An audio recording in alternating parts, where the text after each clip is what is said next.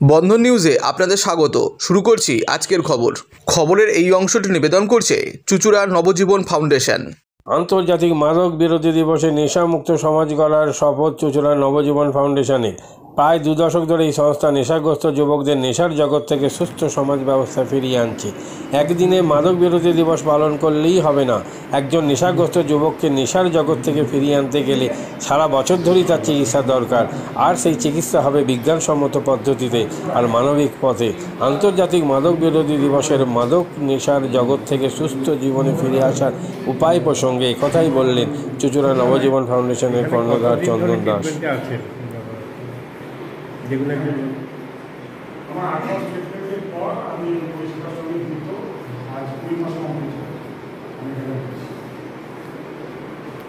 No doubt এই treatment খুব critical ব্যাপার। এই ক্রিটিক্যালের মধ্যে কীভাবে সফল হচ্ছেন বা এই ব্যাপারটা?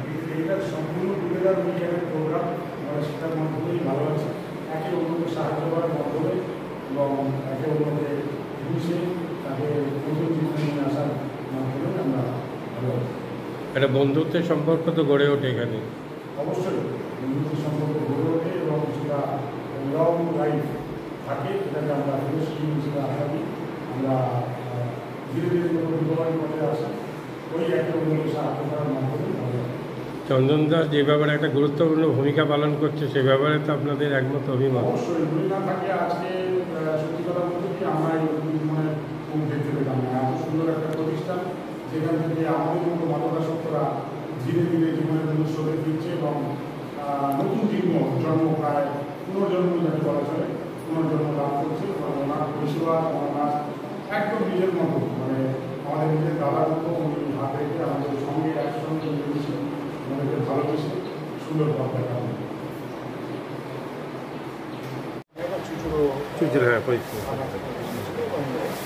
এরিয়ার ম্যাক্সিমামটাই কভার করা হয়েছে এবং আমাদের তরফ থেকে দেওয়া হয়েছিল ফাউন্ডেশনের পক্ষ থেকে আমাদের কর্ণধার এবং আমাদের কর্ণধার ছিল চন্দন দাস এবং আরও সঙ্গদার এবং এই মাদক বিরোধী প্রচারে তিনি অংশগ্রহণ করেন। আজকে যে অবস্থা যুব সমাজে ধীরে ধীরে এই মাদকের নিয়ন্ত্রণে চলে যাচ্ছে, কারণ খুব ইজি টু অ্যাক্সেস। অ্যাকচুয়ালি মাদক আজকে থেকে পাওয়াটা খুব সহজলভ্য হয়ে যাবে, যেটা আগে ছিল। এবং বিভিন্ন রকম প্রেশার, টেনশন, কর্মহীনতা। কীভাবে আসছে এই মাদকগুলো ইয়ং জেনারেশন হাতে, কীভাবে আসছে? ব্যাপারটা হচ্ছে যে আজকে থেকে কর্মহীনতার জন্য বিভিন্ন দেশ বিভিন্ন বিদেশ থেকে এই মাদক দ্রব্যগুলো পাচারকারীরা পাচার করে এখানে আনে এবং তারপরে এই যুব সমাজের মধ্যে ধীরে ধীরে স্কুল কলেজের মাধ্যমে হোক বিভিন্ন প্যাডলারদের বিভিন্নভাবে পৌঁছে দিচ্ছে। তারা তাদের ব্যবসা করছে এবং যুব সমাজ যেহেতু কখনো পর্যন্ত তার ম্যাচুরিটি আসে না, তাদেরকে প্রলোভন দেওয়া খুব সহজলভ্য হয়ে দাঁড়ায় এবং তার ফলে যুব সমাজ আজকে খেলাধুলো ছেড়ে মাদক খেলায় নেমেছে। এই জগতে আপনি এলেন কীভাবে?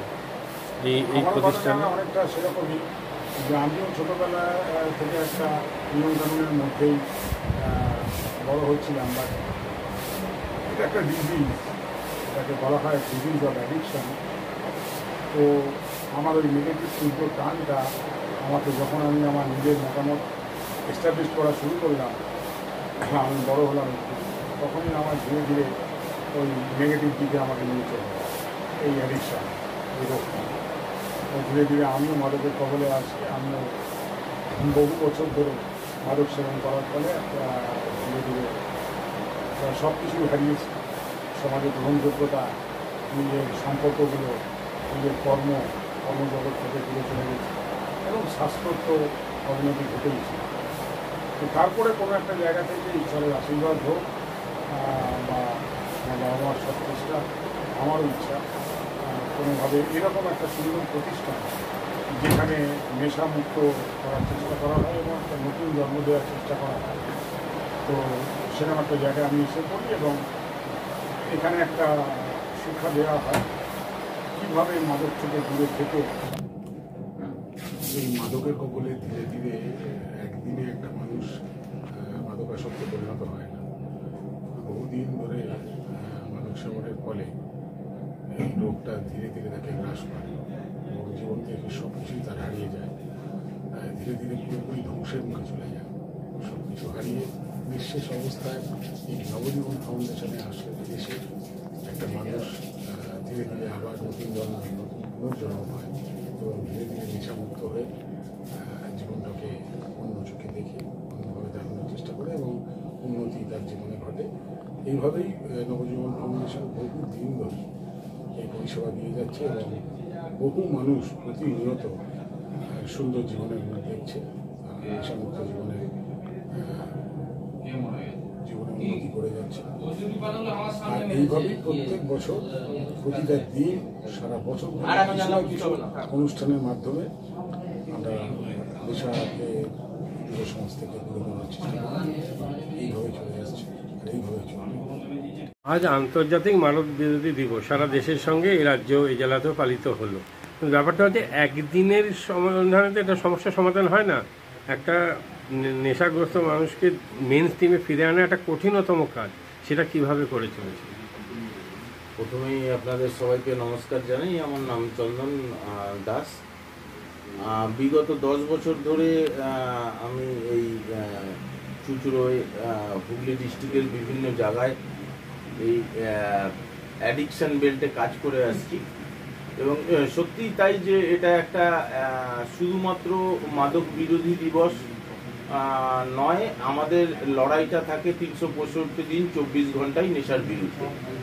এটা একটা হেলদি প্রসেস, যেটা একটা মানুষ সোসাইটিতে নেশা করতে করতে যেরকম একদম একাকিত্বে চলে যায়, কখনো তার সাংসারিক সমস্যা, চাকরির জায়গায় এফেক্ট পড়ে, সোশ্যালি তাকে আইডেন্টিফাই করা হয় একজন অ্যালকোহলিক হিসেবে।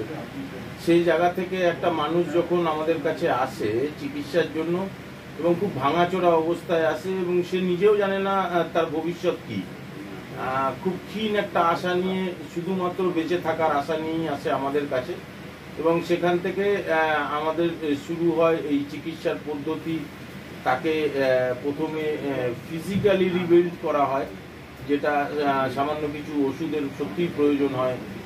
সে যেরকম অবস্থায় থাকে সেই জায়গা থেকে ওষুধ না দিলে সে দাঁড়াতে পারে না। তার খাওয়া, ঘুম, চিন্তা ভাবনা সারাক্ষণই ওই নেশা কেন্দ্রিক থাকে। তারপরে গিয়ে যেটা মেন ফোকাস আমাদের থাকে ক্লাস আর কাউন্সিলিং। কেন সে নেশা করত, আর নেশার ফলে তার জীবনে কোথায় কোথায় এফেক্ট পড়েছে, সেই সিচুয়েশনগুলো কিভাবে সে ওভারকাম করবে, সেই স্কিলটাই আমরা এই সারা বছর ধরে দিই ক্লাস আর কাউন্সিলিংয়ের মাধ্যমে, যে এইভাবেও জীবনের মূল স্রোতে ফিরে আসা যায়। এবং প্র্যাকটিক্যালি বলতে গেলে আমরা এতে অনেকটা সাকসেস পেয়েছি। বেশ অনেক ছেলে আজকের দিনে ভালো আছে আমাদের এই অর্গানাইজেশন থেকে, জীবনের মূল স্রোতে ফিরে এসছে এবং এই স্কিলটাকে কাজে লাগিয়ে তারা জীবনের যত কঠিন পরিস্থিতি আসুক সব কিছু ফেস করতে পারে। এখন আর তাদের নেশা করার প্রয়োজন হয় না এবং তারা হ্যাপিলি এই লাইফটাকে লিড করে, উপভোগ করে। এবং আফটার ট্রিটমেন্টও আমাদের একটা ফোকাস থাকে, একটা ছেলে ট্রিটমেন্ট থেকে বেরোবার পর তাকে ফলো আপ দেওয়া এবং তাকে আমাদের এই একটা কমিউনিটি আছে সেই কমিউনিটির মধ্যে নিয়ে আসা, তার সমস্যাগুলো কিভাবে সে আউটসাইড ওয়ার্ল্ডে ফেস করবে। আমাদের কিছু নীতি নিয়ম আছে যেগুলো দৈনন্দিন জীবনে পালন করতে হয়, সেই জিনিসগুলো বলে দেওয়া এবং আমরা দেখেছি আমরা সাকসেস পেয়েছি।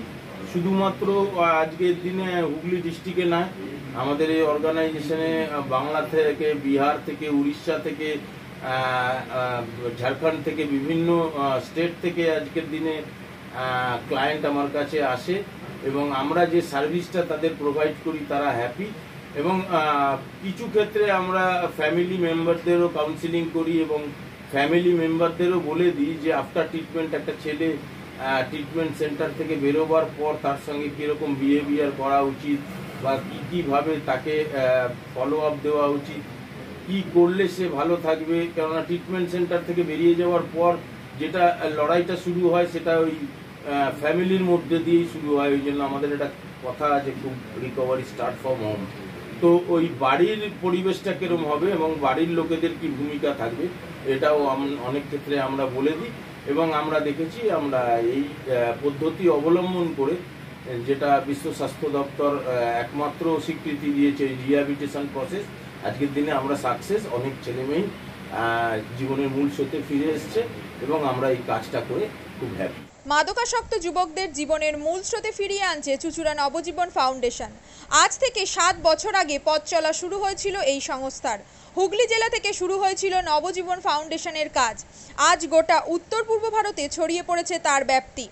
জেলা ও রাজ্যের হাজার হাজার মাদকাসক্ত যুবকদের মানসিক ও শারীরিক চিকিৎসার মধ্যে দিয়ে সুস্থ জীবনের পথে ফিরিয়ে আনছে নবজীবন ফাউন্ডেশন। কি করে এই সংস্থাকে তিল তিল করে গড়ে তুলছেন বন্ধন নিউজ এর ক্যামেরার সামনে, সে কথা বললেন সংস্থার কর্ণধার চন্দন দাস। দেখি ওটার মধ্যে কি আছে বা পাড়ার বড় দাদারা করছে, আমিও একটুখানি করি, ফিলিংসটা কি সেটা দেখতে যাই। এবং একটা সার্টেন টাইমের পর কি হয় সেটা ফ্রিকোয়েন্সিটা তখন অনেক বেশি থাকে, গ্যাপ থাকে যখন শুরু করে, পরবর্তীকালে যখন নির্ভরশীল হয়ে পড়ে সেই একটা সাবস্টেন্সের উপর, তখন সেটা থেকে বেরোনোর জন্য সে নানা রকম চেষ্টা করে, কিন্তু তার ওয়ে আউটটা জানা নেই যে কোন রাস্তা দিয়ে গেলে নেশা থেকেও বিরত থেকে সুস্থ স্বাভাবিক জীবনযাপন করা যায়। তো আমি ভাবলাম যে শুধুমাত্র আমি সুস্থ স্বাভাবিক জীবনযাপন করলাম, আমার জীবনের সার্বিক উন্নতি হলো, বা আমার যেসব এম বা আমি জীবনে যে জিনিসগুলো করতে পারিনি সেগুলো আমি ফুলফিল করলাম, তাহলে তো শুধু আমার কথাই ভাবা হবে। তাহলে আমি এরকম কিছু কাজ করি যাতে আমার মতো আরও 5 জন আমার দ্বারা উপকৃত হয়। এবং একটা সার্টেন টাইমের পর যখন মানুষ চায় যে ফিরতে, অথচ তার কাছে রাস্তা থাকে না, তখন এই একটা WHO ওয়ার্ল্ড হেলথ অর্গানাইজেশন একটা প্রসিডিওর বার করেছে। গরম পানীয়র জন্য বিশ্বমানের flask, micro oven, mixer grinder, induction সহ আধুনিক রান্নাঘরের সামগ্রী উৎপাদন সারা বিশ্বে আলোড়ন সৃষ্টি করেছে বড়সিল। পাশাপাশি বিশ্বমানের সোলার গ্লাস, যা সোলার সিস্টেমের অন্যতম সামগ্রী তৈরি করে, সারা বিশ্বে নজির গড়েছে বড়সিল। দেশের বাজারে পাশাপাশি বিশ্ববাজারেও সব প্রতিযোগী কোম্পানিকে পিছনে ফেলে এগিয়ে চলেছে ভারতের বড়সিল। রাজস্থানের বড়সিল কারখানায় 1200 মহিলার কর্মসংস্থান হয়েছে। প্রতিদিন রাজস্থানের প্রত্যন্ত গ্রাম থেকে ওই মহিলাদের গাড়ি করে কারখানায় নিয়ে আসে কারখানা কর্তৃপক্ষ। তারা বড়সিলের বিশ্বমানের প্লেটের ডিজাইনে কাজ করে। দিনের শেষে তাদের গাড়ি করে বাড়ি ফিরিয়ে দেয় কারখানা কর্তৃপক্ষ। কর্মসংস্থানের এই বেনজির দৃষ্টান্তের জন্য বড়সিল কোম্পানিকে কুর্নিশ জানায় ভারতবাসী।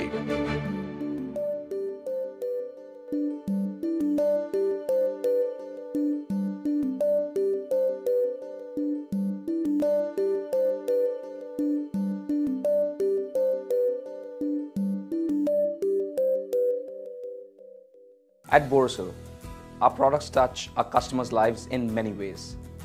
Our philosophy is simple: understand the evolving needs of our customers and deliver solutions to meet them.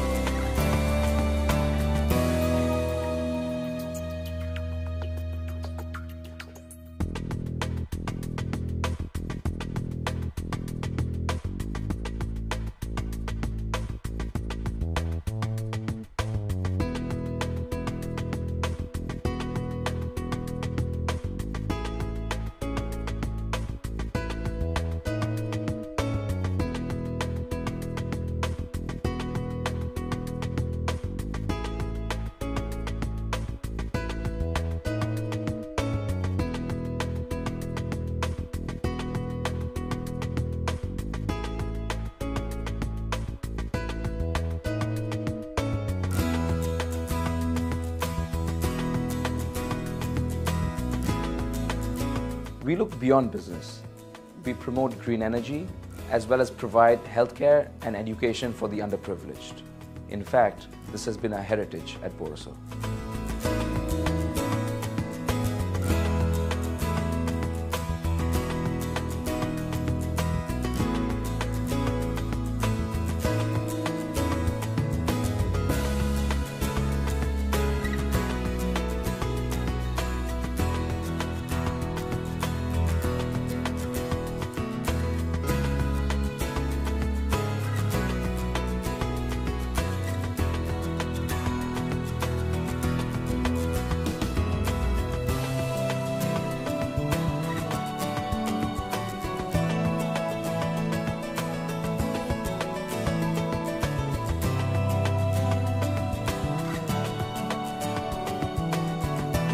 Our products are developed with innovation and thought. It is technology emboldened by the human spirit.